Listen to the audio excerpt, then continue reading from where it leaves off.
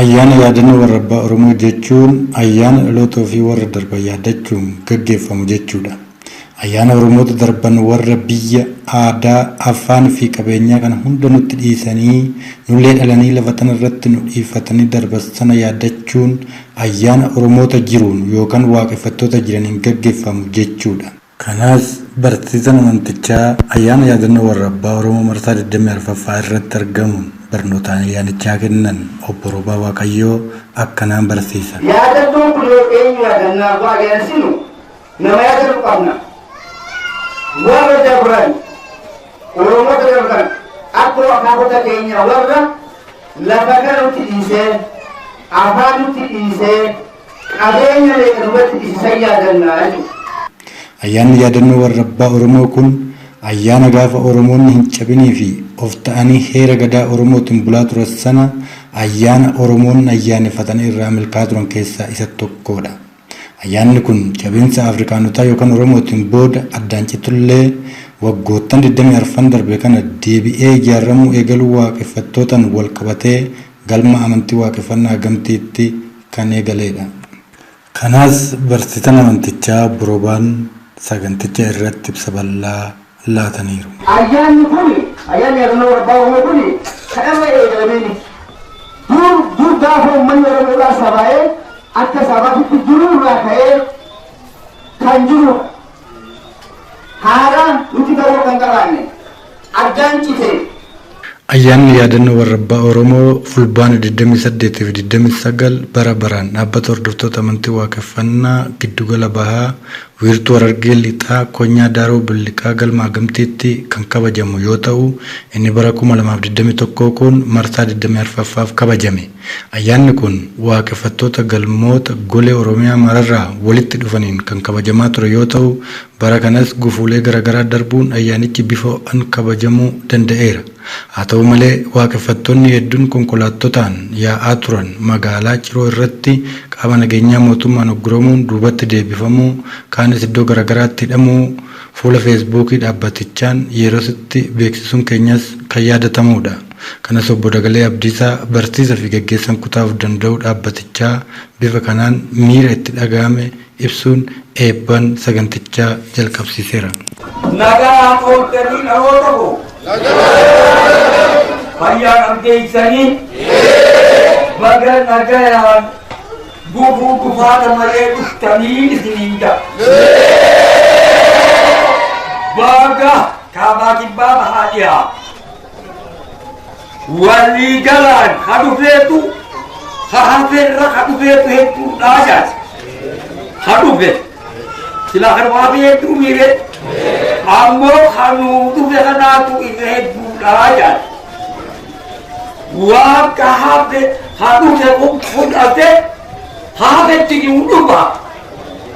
Saniifuu baga dhuftan. Baga walgarre.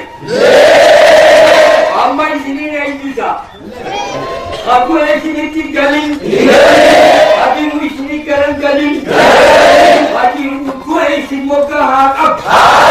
Akka fuutee gadhiituu haa qabu. Akka galtee himiyyuu haa qabu. Akka micciiriis haa qabu.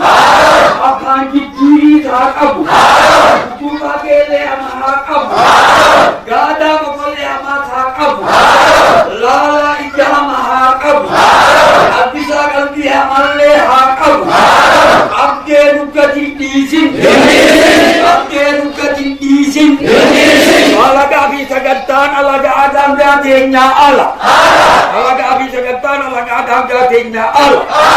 Oromoo alaa olaa yaasu. Manaa wal haa taasisu.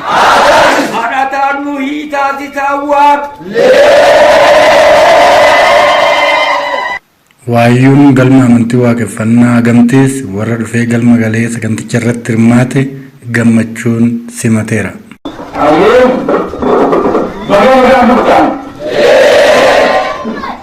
Baga waggaa 24ffaa yaadannoo warra abbaa Oromoo irraa yaadamu taatan. Warra bara baraan yaadatu ta'a. Akka Oromoo fi Oromiyaan kan illee sirraa haa qabu. Baga warra gufuufaata irraa mukaafatillee taatanii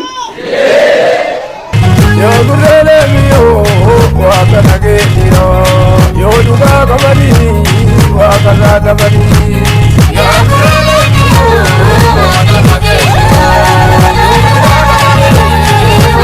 Kujisane jaguse nama dugati juse yo duga kamari wakana kamari ho yo gurele miyo wakana geyo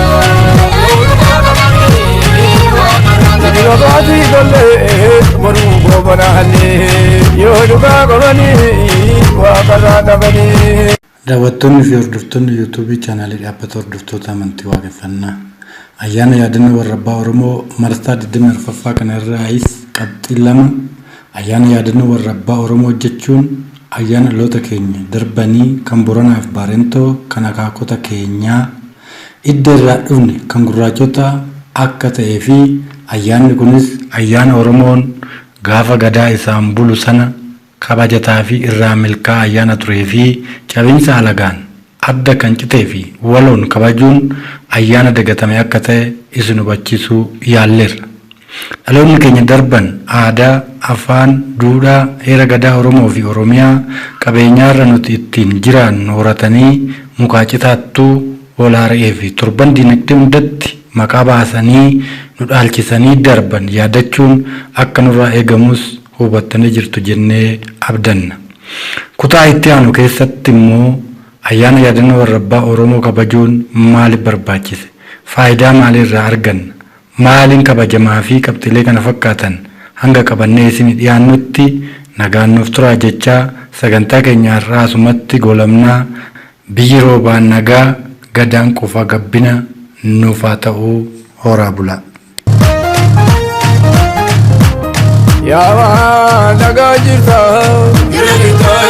sibu naga jira kanunda jira sibu naga jira kanunda jira wadu mara bibi kawa kawa kanunda jira sibu naga jira kanunda jira jaba siyabi kanunda jira sibu naga jira kanunda jira wadu mara bibi kawa kawa kanunda jira sibu